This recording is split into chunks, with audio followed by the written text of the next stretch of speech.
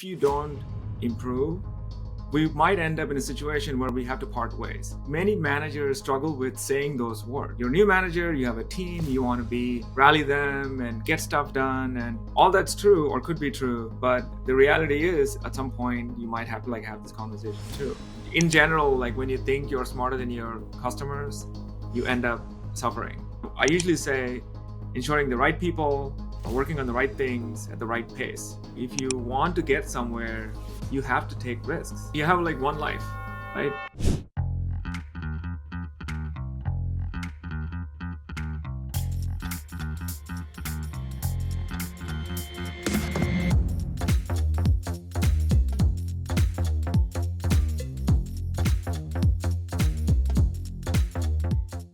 Hi, and welcome to Indian Explorers.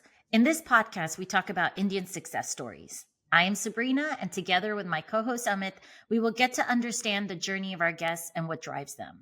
Their optimism, patience, idealism, and courage, these are their attributes which we hope to bring to life in these conversations with them. So if you enjoy the show, please hit the subscribe button and share it with others. Amitu, today we have a special guest, Mahesh Guruswamy. He is the Chief Product and Technology Officer at Kickstarter, which is a platform that's fully dedicated to building community around creative projects. He has been in the software development space for over 20 years.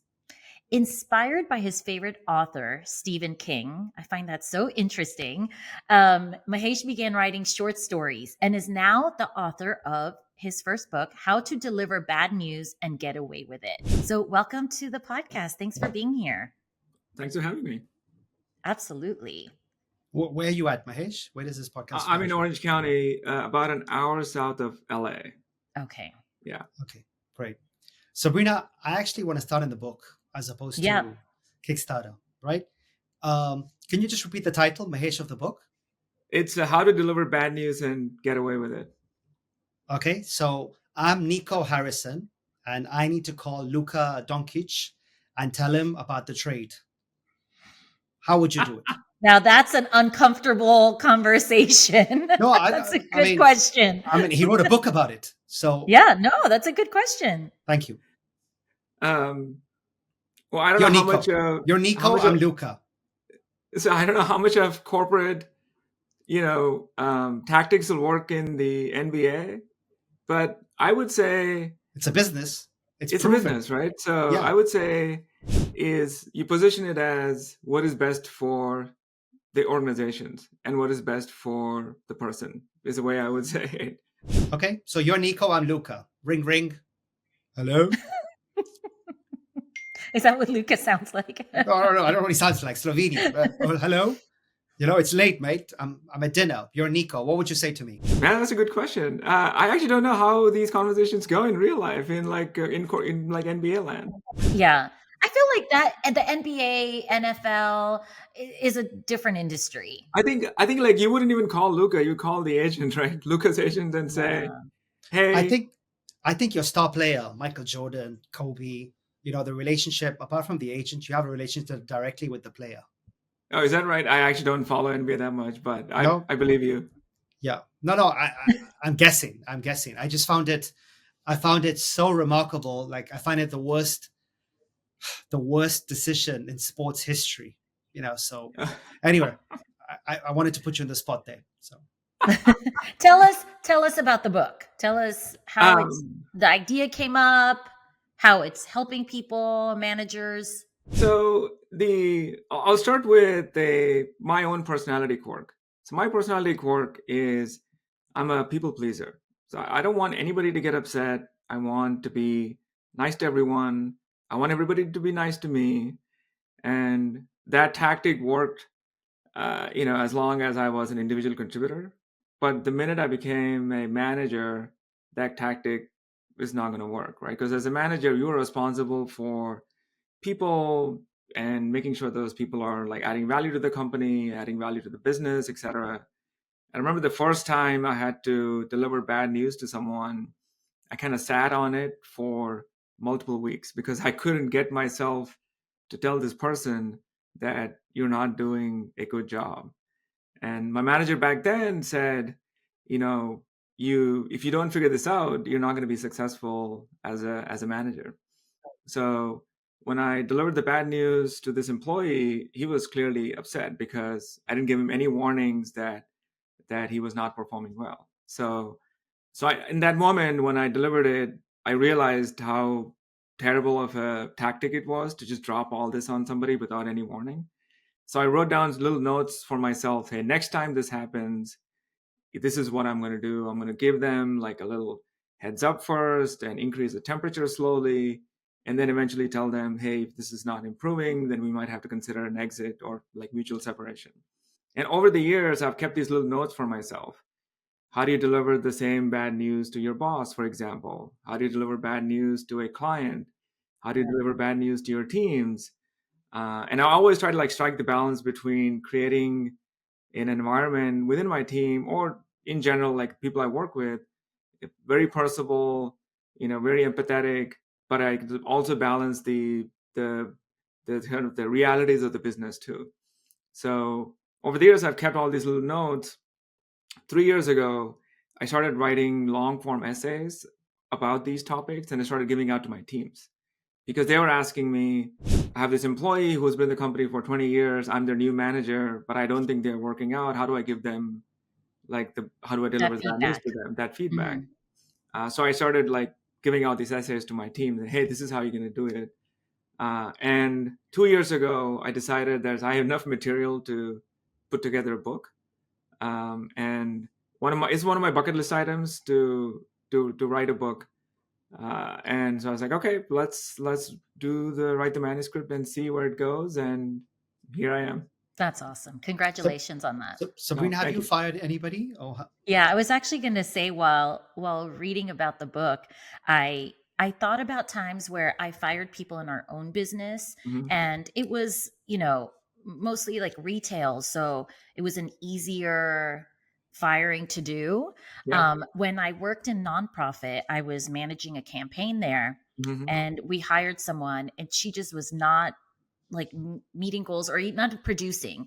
And so I had put her on a performance plan. So Hmm. I was reading through your book and I'm like, okay, so, I was very transparent, set up a plan for her, and then still wasn't meeting what was on that performance plan. Hmm. So another colleague and I brought her into the office and we said, unfortunately, you're not meeting these goals. Hmm. We've gone through this. And so we're going to, I think at this point, we're going to have to part ways. Hmm. And what's funny is she was like, I'm going to be honest, I'm very surprised. I'm like taken aback. And I was like, Hmm.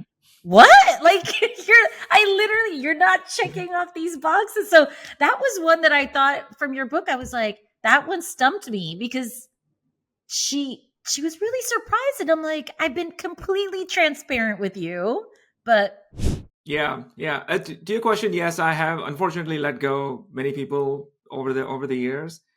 The few things that I think work well is sometime between the first warning that, hey, things are not working out, to the performance improvement plan. I do two things. One is in the middle somewhere, I say, if you don't improve, we might end up in a situation where we have to part ways. And many managers struggle with saying those words, especially new managers, right? Because you're a new manager, you have a team, you have this idea in your head of how awesome of a leader you're going to be, right? You're like seeing all the movies where you give these motivational speeches to your team, rally them and get stuff done, and all that's true or could be true. But the reality is at some point you might have to like have this conversation too. So, and I kind of push my managers to deliver that news in the middle, say, hey, if you don't work out, if this doesn't work out, you might have to leave. And that usually like gets a message like that, sort of like the that's same that thing for them. transparency you're talking about. That's right, that's Be right. And then open. exactly, and then before the before the pip, it's kind of, when I like, as I'm talking about it, it's unfortunate that I know so much about this, but but it's also like important things to keep in mind. Before the pip, I also give people an out and say, hey, we can go through this and see what comes out of it at the other on the other end. Or here's like a severance. And in the tech world is very common to do that. is here's a Okay. severance, and you can take a severance and leave, and no harm, no foul, right? So we all Yeah. mutually decide that this is not working out. Because when you get to the PIP stage, then it's HR is involved. You have to do a bunch of documentation. It's like a drain on the manager and the employee, etc. And I've had situations like what you said, Sabrina, where like you've gone through these motions, and even at the end of the PIP, they still believe that things will work out. But ultimately, even when I part ways with somebody, I tell them that it's not that this is like a personal ding on your capabilities or competencies, etc. Right? So people are people.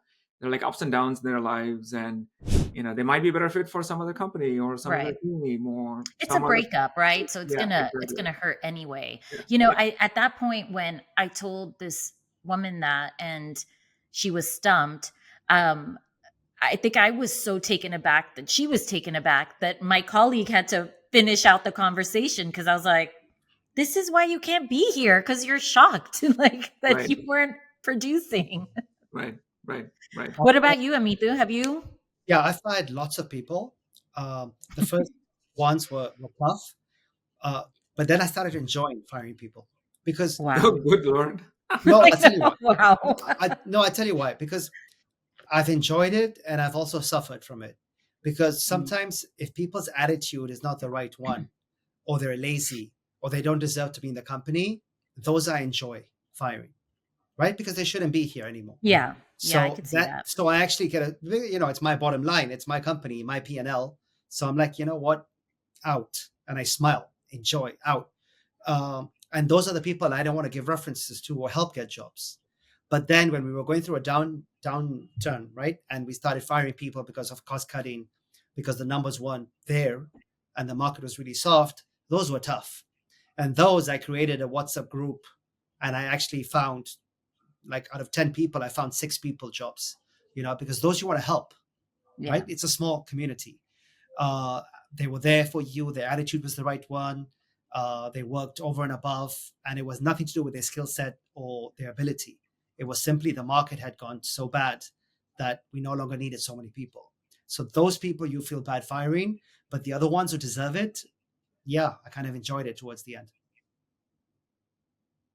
All right. I feel bad for every single person I let go. So you and I are different. Oh, Yeah. you can see I you're a CTO of a successful company. We're very different. That's true. That's true. Point taken. Okay, so Kickstarter. I think I bought something from Kickstarter. Um, was it that Pebble, that smartwatch? That's right. That was a Kickstarter campaign. Yeah. Yeah, yeah. Can you tell us what Kickstarter is for the people listening that don't know? For our Kickstarter is a mothers. crowdfunding campaign. So if you have a creative idea that you want to bring to life, you can go to Kickstarter, you can run a campaign, and most of the time you only need an idea. And you say, here's an idea. Let's say you want to build a smartwatch that is going to last you, battery life is like a week, and you can do all these cool things with it. And here's our plan to like bring it to life. Here's the manufacturing process look like.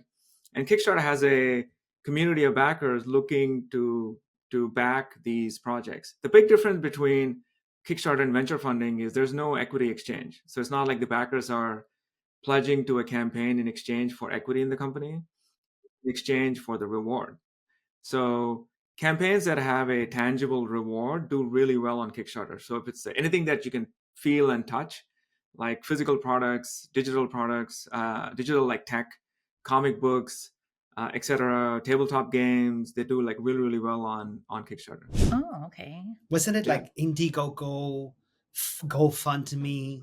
Wasn't there like, there were so many? Are they all around?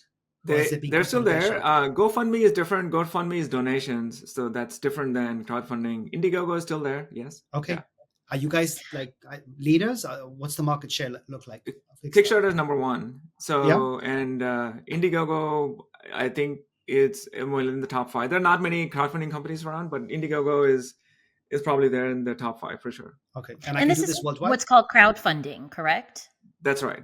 That's And Okay. right. I can like, are you in specific countries, or can I set up a Kickstarter idea product from anywhere in the world? We operate wherever Stripe operates, basically. So Stripe. we're in many countries. Like one big hole that we have is Africa. So India? Africa, we don't. India is there, yeah. Stripes in India? I don't know. Is it there? I'm not sure. If it's there, then you can do it from I'm, India. Yes. I mean, Amazon Pay and all the banks UPI is here, but I didn't know Stripe was in India. Yeah. I mean, yeah. If wherever Stripe operates, we're usually there. Okay.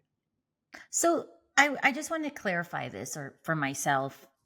So I invest in one of these campaigns, Hmm. right? I'm not going to get equity back, but I could get either money back No, or the no? product.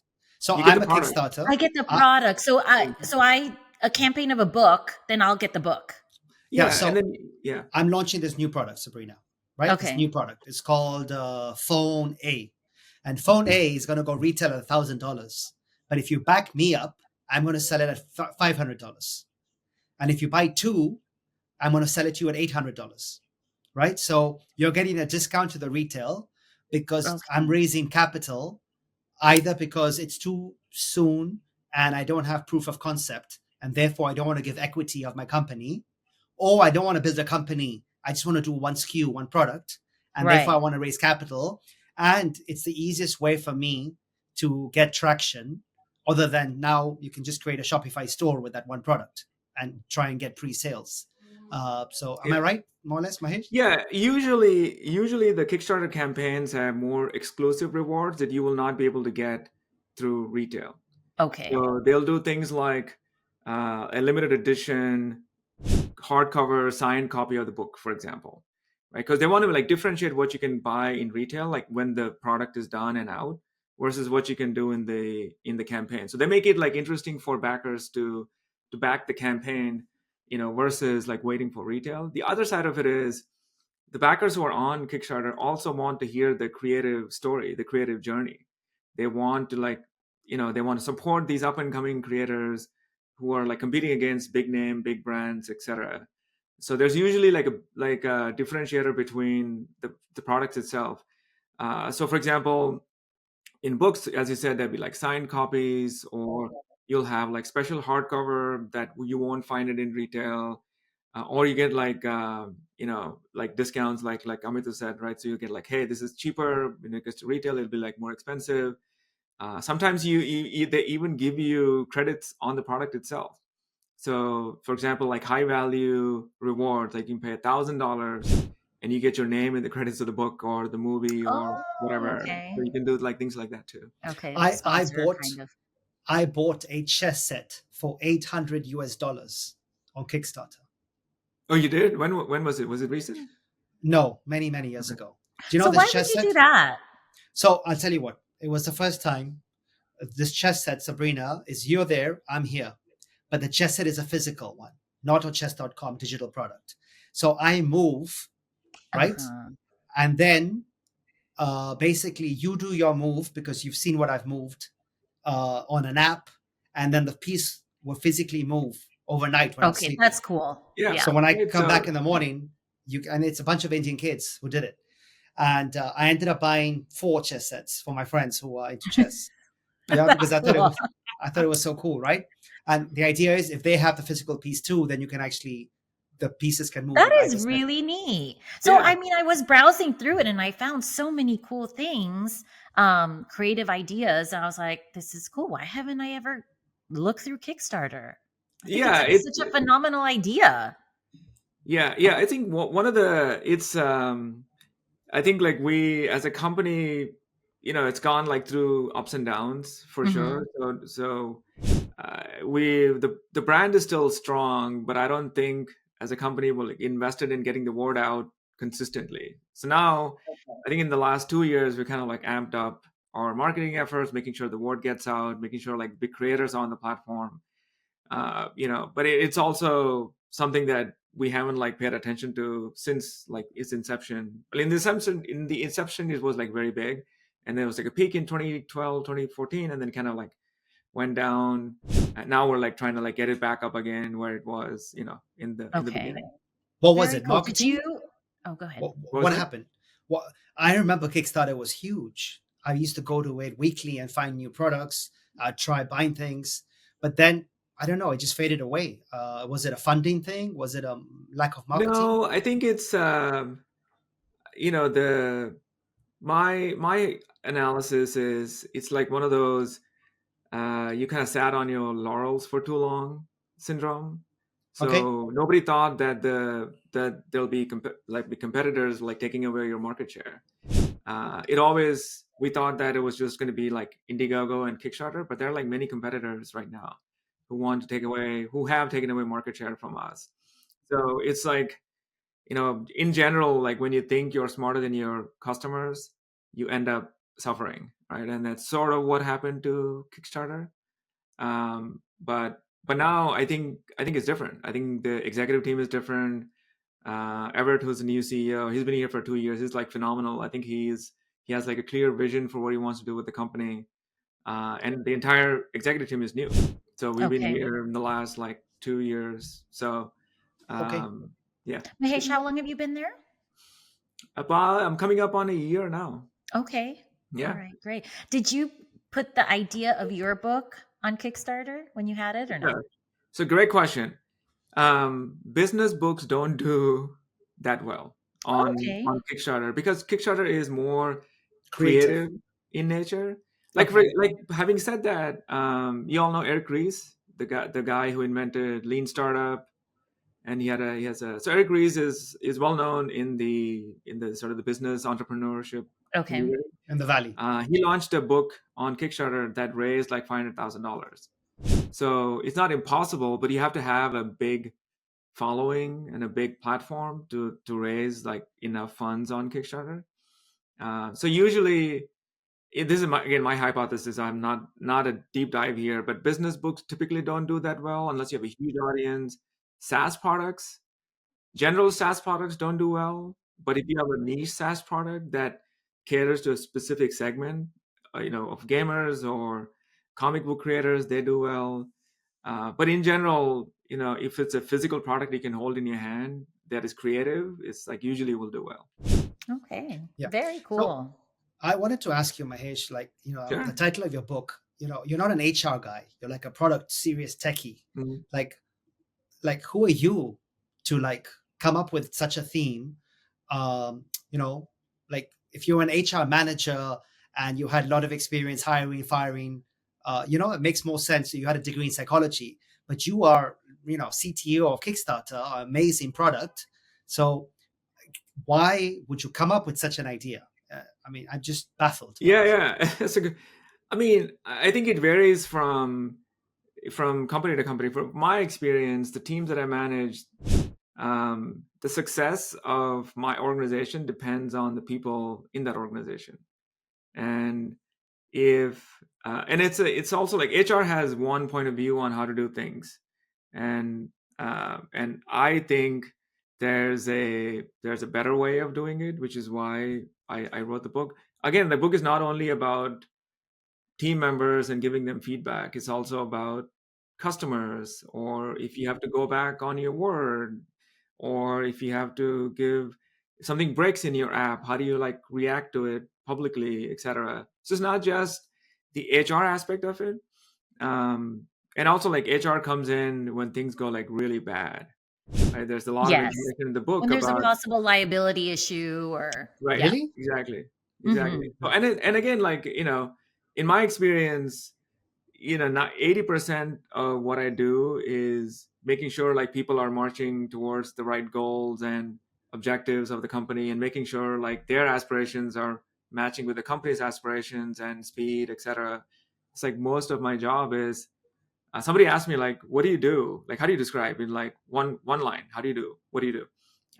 I usually say ensuring the right people are working on the right things at the right pace. So the first and last are like wrapped in that book because it's the constant thing that I think about. Yeah. The part about delivering bad news to customers, I Hmm. think that's something many managers cannot do well. I don't know Right. if you've seen that, as a manager yourself, but delivering that bad news to a customer, it's tough. And Yep. if you don't have that skill, you better learn it. Because I mean, whether in whatever industry you're in, whether you a manager at a restaurant, I mean, how many times Mhm. have you gone to a restaurant or a retail store and manager is just like, sorry, like couldn't help you today. Yeah, It's upsetting. yeah, yeah, 100%. And those, I would say, like those are more stressful than delivering bad news to employees because Hmm. you lose a customer, you could be like $10 million in the red, Exactly. They're or invested, they're especially in the invested. tech world. And Yeah. especially Yeah. for enterprise products, enterprise customers, it is Yeah. important to like learn that skill. And there's a bunch of examples in the book too. Um, and my experience is enterprise customer or small customer or whatever the size of customer, I think in the end they care about transparency. They want to know what is going on. That's number one. Because what I've seen managers and leaders do is try to turn like good things into bad things into good things. So sort of try to like paint a slightly rosy picture, and that's not the right move, right? If you're late, you have to say you're late, or if you're unable to deliver it, you have to say you're unable to deliver it.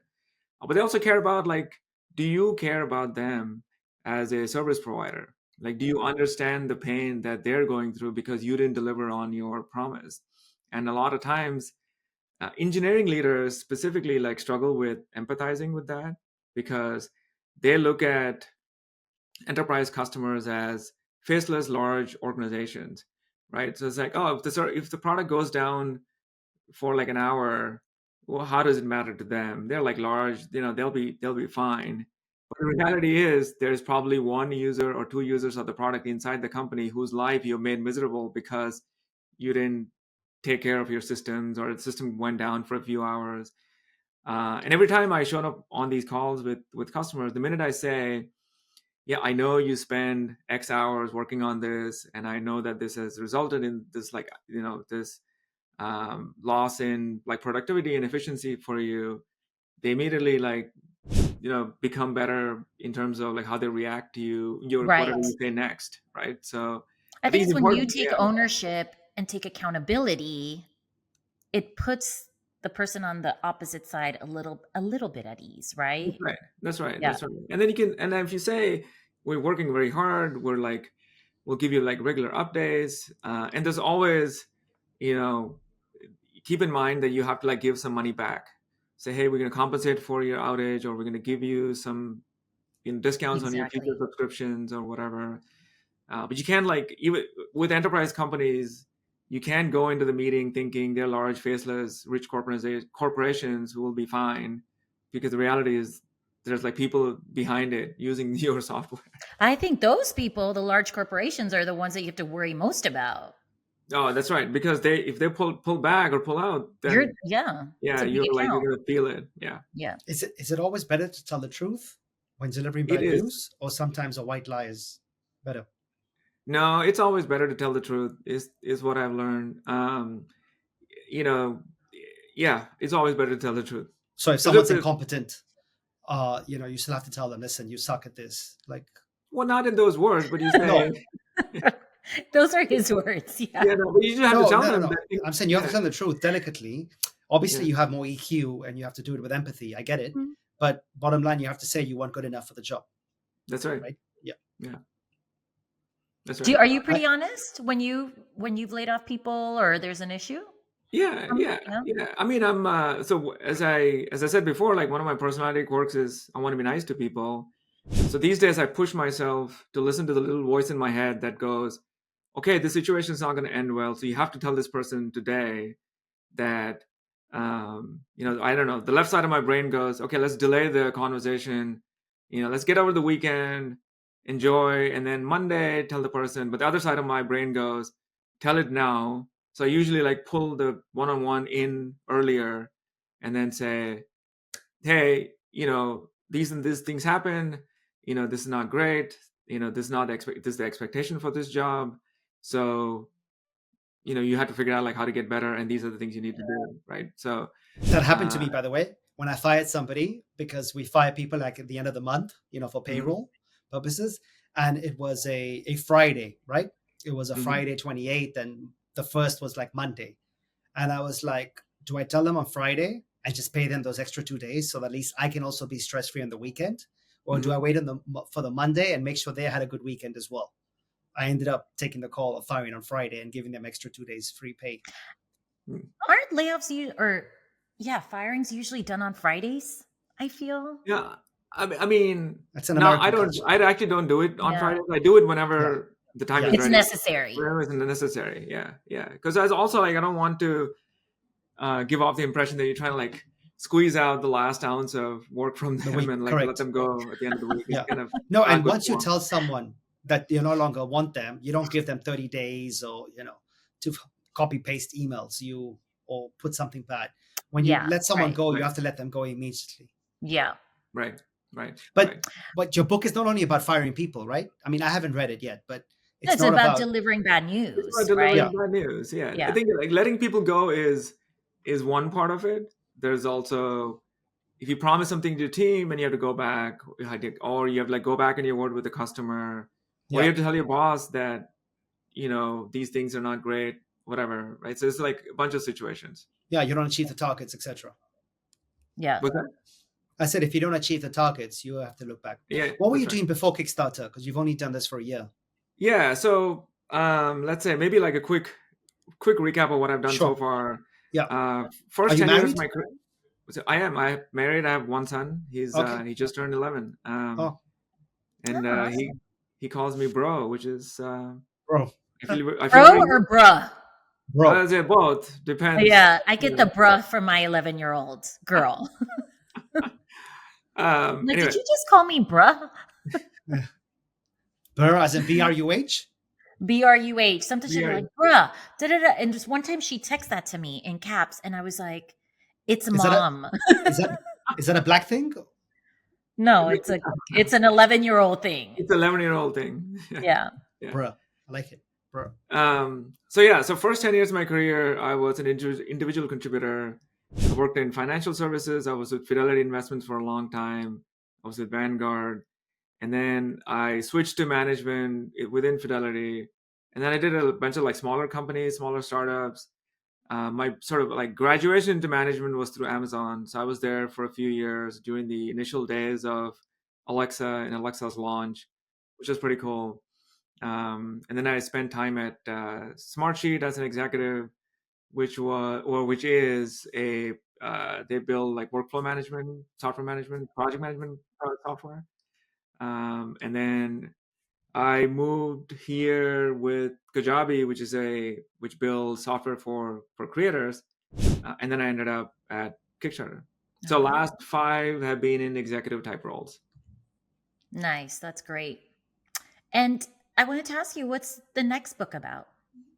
Oh, so the I guess I have a manuscript, but I don't know how good or bad it is. So it is about how tech companies work at a high level. My goal is to replace the current MBA with something more relevant, at least for tech companies. So you go in, you have an MBA, you go in and you have some idea of general management, but you have no idea how a marketing department inside tech works. You don't have no idea how a product department inside tech works. You can eventually like pick it up, but I feel like some of the things that they teach in an MBA are not really like super useful for what to make of how a tech organization works. So the idea for this came from when you have to go from management to executive, you have to have a point of view on not just your world, but also what's happening around you, right? So if you're in the big table and you're talking and the company and the CEO is talking about strategy, you have to have a point of view on marketing, even if your organization is not like if I'm in product and tech, I have to have a point of view on how does marketing, does the strategy work for the company, et cetera. And the only way you can opine on those things is if you understand it at a certain level. Like how do they work? What are the different functions inside it? How does finance work? What are the different functions inside that? How does sales work? How does the different functions inside it? And because I've had the fortune to like experience all these organizations throughout my career, I just started writing it down. How does a modern sales organization work? What are the different functions? How does a modern marketing department work, modern product department work, what happens in board meetings, and what type of leaders run these departments. So it's like a career guide plus like an MBA for anybody who's aspiring to build a career in tech. So that's kind of the idea of the next book. All right. You What's would the think that MBA programs, especially top MBA programs, say in the US, would have taken this into account already. Uh, I think not. And again, like I have nothing against MBA. I think people who want to experience it should go get it. The benefit of a Ivy League MBA, in my opinion, is the network you get. So Okay. that you're in the same class with future presidents, presidents' kids, it's the only senators, thing. congressmen, etc. Like networking is the big. Yeah, We- but sorry, I think that's the same now for not just MBA. That's the same for any Undergrad? education, Mm. undergrad, postgrad. It's only who yeah, you know and the any network. Ivy League education is like that. For the stuff that you actually need. I was looking at the courses in MBA before I was writing the book. I was like, okay, before I invest time in this, let me go look at it to see what they teach. And it's very high level, right? So they're very high level, and they're like frameworks in it that have, in my opinion, have no bearing on how the real world works. It's not practical. It's not Yeah. practical. Yeah. So I started writing down, so if you are like a fresh graduate, if undergrad, you want to like build a career in sales, this is what a modern sales organization will look like. And this is, you have to start as an SDR, and or start as a BDR, work your way up to account executive, and then sales manager. Like that's how it works. Um, so, so yeah, so SDR that's the, is what's that? sales development rep. So yeah, so you're basically What I like was thinking. inbound calls, right? Like or Yeah. like outbound calls. You just like dialing for dollars. Like that's how you start in sales, right? I thought all those calls were done here in India. Oh, maybe, that's the beginning of your sales journey, right? Wow. Okay, I want to know about Stephen King. So, when did you first read Stephen King and were mesmerized by Oh, his writing? I think I was in 12th grade, 12th standard, high school. Yeah.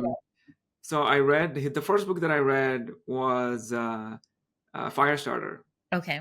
And it's a book about this little girl who has um, psychic powers, right? So you can like light things on fire, basically. So I was like fascinated by this idea of normal people put in extraordinary situations. That's all of Stephen King's books are just that. Normal, ordinary people, how do they behave when you put them in extraordinary situations? And I have aspirations to write a fiction novel at some point, but everybody around me is telling me chances of success are like close to zero because there's so much fiction in the world. It's very, very hard to get your book out and get people to read it, etc. So maybe at some point I'll like Yeah, take personal the time, passion to write it. to like write it But down. And when I experience these situations at work, I imagine myself in, okay, I'm an ordinary person in this extraordinary situation. If I have to fictionalize this, what it would look like. And I've like written short stories about work and like fictionalized versions of like, what might this look like in a fiction situation. Mhm. And so that, that kind of like style of like narrative style that I use in like fiction, I use it in my business writing too, because I don't want the content to be boring and engaging. I'm sorry, boring and unengaging. I want it to be engaging, and I want it to be, there's a touch of humor, there's a touch of self-deprecation, there's a touch of grace. Like that's how that book is. My latest book. So Okay. is the first book like a revenue, it brings in income? the how like Yeah, the book, like what the my aim was to write it for passion, or the aim was, okay, this is going to get me, $10,000 a month income. Like, because you mentioned that you didn't want to do the second book because it's difficult to make money with well, the I think fiction it's book. I would say it as ROI. So I don't think most books don't make any money. So I didn't go into Exactly. this with like saying this is going to make me a bunch of money. I think like it'll make me some money, but not enough to like quit my day job and do this full time. I think I look at the book as a as a calling card for me. So when people look Okay. me up, they immediately know what I stand for. They sort of know, or can easily like understand that I sort of know what I'm doing when it comes to leadership and management and all the messy bits of leadership that nobody talks about. And I look at it as like, just like a part of my resume is the way I look at it. And Okay. there is also like a bigger motive of helping others too. That was definitely part of the equation when I started doing this. Yeah, it's like Sabrina and I were doing this podcast because of the money. Actually, let me ask you this. So is our podcast a decent enough revenue stream for you all? We wouldn't know. There is no revenue. Right? We wouldn't know. So This is our passion project. I miss my cousin This Sabrina. is our Stephen King. I thought, how do I get Sabrina to spend time with me? And I thought, here's an idea. We'll talk to other Indians. So if Kickstarter wants to be a sponsor on our podcast, let us know. No, I will. You're trying to boost your marketing, so Yeah, I will. I'll definitely like bring it You up. see the amount of clicks they get, Sabrina, compared to us. I know. I'm shooting my shot though. Yeah. Okay. On a more Yeah, you serious always note, gotta yeah. on a more serious note, you've seen what's happening with the Chinese AI and Mhm. deep sync or whatever it's called. What's Deep happening with Seek. AI, deep seek? What's happening with AI and Kickstarter? How is it integrated? Oh, Women it's thinking as yeah. CTO. Obviously, AI is something that's being bombarded to you in every meeting. Yeah. It's an extremely controversial topic, a hot button topic for Kickstarter creators. So For what creators? for Kickstarter Oh, creators. for Kickstarter So- creators. Okay. So Kickstarter creators are completely on the side of Open. well, they're like we don't want AI to steal our art, right? So all the things that they put on the platform, they don't want AI to like consume all of that, scrape it, and use that to make new content. So they're very much against AI, like all these OpenAI, Gemini, all these companies scraping Kickstarter's pages. So we have actually blocked companies from scraping our data for AI purposes. So they're like dead against that. They're also very much against using AI in their campaigns. So if anything looks AI generated, there's usually like backlash in terms of, hey, this is AI generated. We don't know if it's going to be like viable or not. Because you can like put together a cool AI generated video that shows a cool like product that might not see the light of the day, right? So there's a lot of like anxiety there. Internally, we, at least from an engineering standpoint, I look at AI as definitely a productivity boost. Like for example, Copilot or any of the tools that help you like write code faster. I look at it as, okay, we should like definitely look at those and use it. And some teams are like experimenting with it. And in terms of like getting the campaign set up, there's a lot of work that goes into getting a campaign set up from a creator standpoint. I have to like write my story. I have to make sure the story is cohesive. I have to put images together. And I think like AI can help there too in terms of making that easier for them. We have to walk a fine line between completely going AI generated, where you're like just stealing content from others, versus making sure that their unique voice like comes out in those campaigns. So it's like a balance we have to strike. So you ban a video if it's AI generated. If it's like mostly AI generated, we do like take it down because we like this is AI Got it. generated. So you listen to Okay. the community, and the community said we don't want AI to scrape us. So therefore, since your focus is the community of your creators, you've gone right now red flag for AI. That's right. That's right. It's admirable. I don't know if that's the right strategy long term, but I get. But you're why you would protecting do it. your users, Yeah, right? I mean, all these Yeah. your target is people who are creative. So you can't use AI. Sabrina, it's Well, open platform. It's out there. I mean, anyone can take it. So well, I just think that's not what you're buying. Yeah, my prediction is the AI companies are looking at a slew of lawsuits from content creators because their like generated content is built off of content created by people, right? So Scarlett Johansson has a lawsuit against OpenAI for using her voice. New York Times has a lawsuit. Reddit has also banned AI companies from scraping their content. So I think if we can figure out the licensing model for this content and say, hey, well, I'm licensing this to you for you to like use it in your models, then I think there's something to be said there. But I mean, if somebody like scrapes the book that I wrote and uses that to like create new content, I'll be upset for sure. For sure. And then you have Mm. like a copyright issue there too, right? That's right. That's right. That's right. So I think Uh, when lots of changes coming. for sure, for sure. Yeah. Wow. Very cool. We ask all our guests what success means to them. So, what does success mean to you?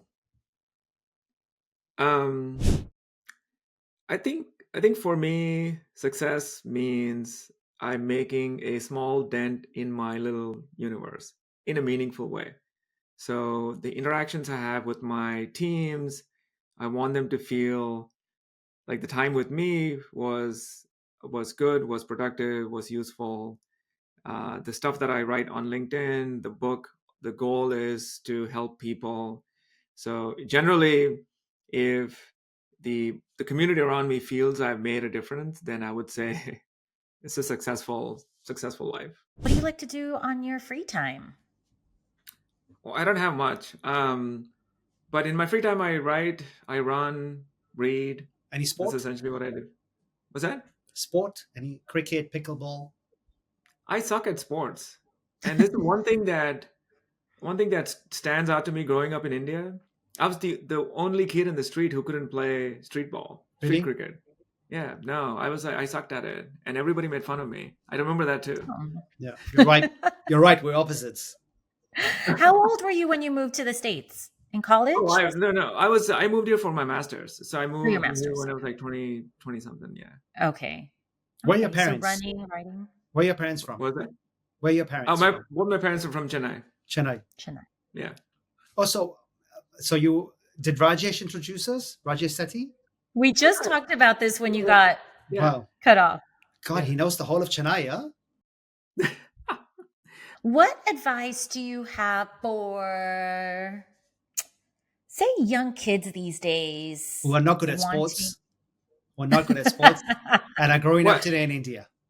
Well, so No, that wasn't my question. But go Yeah, ahead, Mahesh. here's what I would say, right? So, expanding on what I said about not being good at sports, I wasn't good at sports.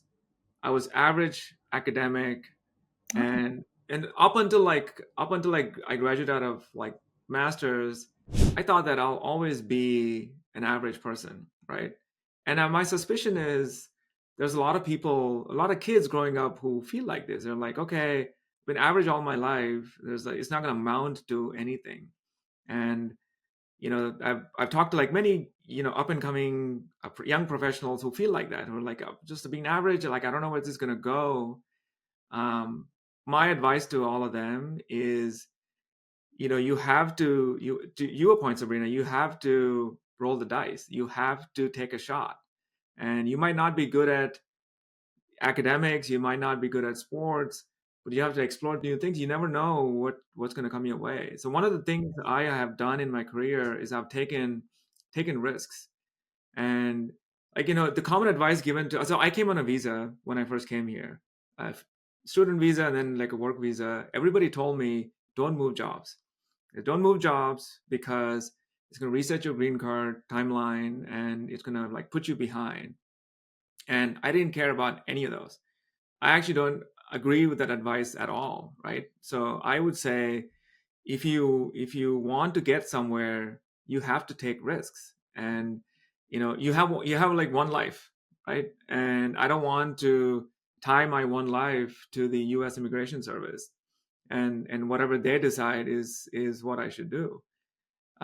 So I've always taken risks in my career, and everybody around me got their green cards. I was like 5 years late, right? I actually don't care because in the end, I ended up slightly above them. So, Do you have a green I card got like a now? lot of flack from my parents too. They're like, well, and citizenship, in like a year or so. Okay. And my parents, like, I got flack from them. They're like, why are you like moving this job and like taking risks with your immigration and all that? And I was like, the alternative is like sitting in a job that you don't like, or you don't feel like you're going to have upward momentum. Did you have So that confidence? Were you nervous, scared taking that risk, or did you have the confidence? I definitely had the confidence, because I was like, I know I'm good at building teams and leading teams. I know I'm good at making things happen for a business. And I was, people describe me as calm but oddly very ambitious. And so that's the way I have kind of like built my career. And I take risks. I go for what I want. And my goal was, when I was an IC, my goal was to become a manager. So I was like, I'm going to make it happen. Even if it's not in this company, I'm going to take some lateral moves. I'm going to take some shots and see where it goes. And ended up as a manager. And when I ended up as a manager, I was like, I want to become an exec. So take some shots. Some fail, right? Sometimes I ended up in a company where I was not Of course. successful, and it's totally fine. Mahesh, Um, you have that mindset, and you're giving this advice to, our younger generations. And I love that, because I saw on Instagram the other day, my daughter who's 11 plays soccer, mhm, and she's a timid soccer player, and her coach is trying to get that aggression out of her. And I saw this on Instagram that said aggression is not just about playing dirty or playing hard. It's a mindset. that's And we right. talked about this. You go in, you don't go in where it's 50-50 when you're one-on-one with someone. You go in at least 60-40, that you're going to win the ball every time. And when I talked That's to her right. about this, her mindset changed on the field. And so this correlates to everything moving forward. Like you said, you have that mindset of, I am going to take the risk. This is what I Yeah, want. and And and and I I would love that yeah, advice. I would categorize aggression as slightly different than being competitive. I'm very Mhm. competitive. So if there's a competitor that's like coming up against us, I'm like, I want to like defeat them. Yeah. So I'm not in people's faces all the time, but if there's a hill in front of me, like I won't hesitate to run up. Yeah. And like, and that's the so my advice is like, when like younger people, they feel like lost in their life, or they feel like they've taken the wrong path. I would say that the world is like so big. There's so many opportunities in front of you. If you want to slice, you have to like roll the dice, right? So you have to roll the dice to see where it takes you. And earlier in your career is when you can take these risks. We can make moves. And the minute you have like a mortgage, kids, families, harder to take risks. But I would say take risks, and don't over index on what people like say about you, right? Because Yeah. in the end, you have to like live your life, not them. You That's remind me of awesome. what's his name? The Google guy. Google guy. What's his name? Sundar Pichai. Oh, so Yeah, you remind me of him. Like, you've got that also the same look, with the beard and the glasses. Is he from Chennai as well? he is. Oh, Sir? interesting. Interesting. Okay, Mahesh, we are going to do a rapid fire. We'll ask you some questions. Awesome. First, Okay. answer first thing that comes to your mind. Shall I Okay. start, Mitu? Please, please. If you could swap lives with one person for one day, who would it be and why? Oh, And not Sundar um, Pichai. um, damn it, that's a really good question. Let me think. I would swap lives with Stephen King. Ah, Yeah. okay. Okay. All Um, right. what's your all-time favorite book, not written by Stephen King? Fiction or nonfiction? Whatever. Uh, yeah, whichever. So there's a book called Leadership on the Line. It's it's a book that highlights the perils of leadership. The dangers you have to go through if you really, really want to make big change happen. Okay. And I Okay. think that book like really, really changed the way I think about management and leadership. So I would put that on the top. All right. Now I have to know, this wasn't one of the questions, but what is your favorite Stephen King book? Oh, that's hard. That is very hard. The book that I've read multiple times is The Stand. The Stand. The Stand. Never It heard has that one. not been made into a movie yet. they have made it into miniseries, but it's a really good book. Okay. What is your favorite Stephen or book that was adapted into a movie? There's two questions. Oh, that's I know. I'm just curious. I like Stephen King movies, so I was curious. the best book to movie adaptation was probably Jurassic Park, I would say. I didn't know that was a Stephen King book. No, it's not a Stephen King. Or were you like asking specifically Stephen King? Yes, book? Stephen King. Yes. Oh, Yeah, specifically he went Stephen You King. threw me Yeah. off there. I'm like, Yeah. No, what? I thought it was like any book that got Yeah, adapted. No. A Stephen King book. The best Stephen King adaptation was probably It. It. Okay. Yeah. Okay. All right. If you could have any superpower, what would it be? Any superpower, I would say. Oh man, I can't. I actually don't want any superpowers. But if I I thought can, it would be reading minds so that when you deliver bad news, no, you I can would. see what they're thinking. No, it is. I'm not surprised you thought that, but I can already read minds by like talking to people. So it's not a thing that I have What's Sabrina trouble thinking right with. now? Go on, let's test it. What's You're Sabrina thinking right now? Who actually was like, what was I thinking? thinking what I'm going to say next. Yeah, of course. Um, That was an easy one. No. She's okay. thinking, I got to do something with my daughter in the next half an hour. No. So if I could have any superpower, it would be convincing people. Persuasion powers. To do, yeah. Persuasion. Yeah. Okay. All right. Oh, that's a cool one. We haven't That's a heard good that one. one before. Yeah, that's a good one. Okay. We've heard flying, invisibility, blah, blah, blah, but we haven't heard that. Persuasion. Yeah. I Yeah. like that one. Persuasion. Yeah. Sabrina, last one? Okay. Last one or? Sure. Okay. If you had to write a book about your own life, what would the title be? Calm but oddly ambitious. Calm but oddly ambitious. That's probably the theme, right? Calm and ambitious. I don't know. Yeah. Something like that. I like that. Actually, I have another question. Who inspires you, or who do you admire out there? It doesn't have to be in the tech world. And hopefully someone that we know, not mother and father and brother and sister. Or not like family. Yeah, I mean someone that we'd know, like an Elon Musk or Donald Trump, in Sabrina's case, Mm-mm. You had to plug it in. You had to today. I actually Vivek. really, Yeah. I actually really admire Arnold Schwarzenegger. Yeah, Ani? Oh, Arnold is, I mean, I've seen his movies, I've seen his documentary. The thing that I really, really like about him is he pivoted so many times in his career and he crushed every pivot. He was like beaten up as a kid. I was like, I'm gonna become strong, like really strong. And he did that pivot. And then he was like, I'm gonna go into politics and then become like successful. And he made that pivot. whoever would think he would have been successful in politics, right? He was a Republican governor in a deeply blue state, and he somehow won everybody's hearts and minds. And He's charming. He's got persuasion power. Extremely charming, persuasive, right? He's very persuasive. Yeah, and so I really admire Arnold for what he has accomplished in his life. I think it was very commendable. And that's a unique answer too. Sabrina, what do you admire out there? That's out there. That's unusual.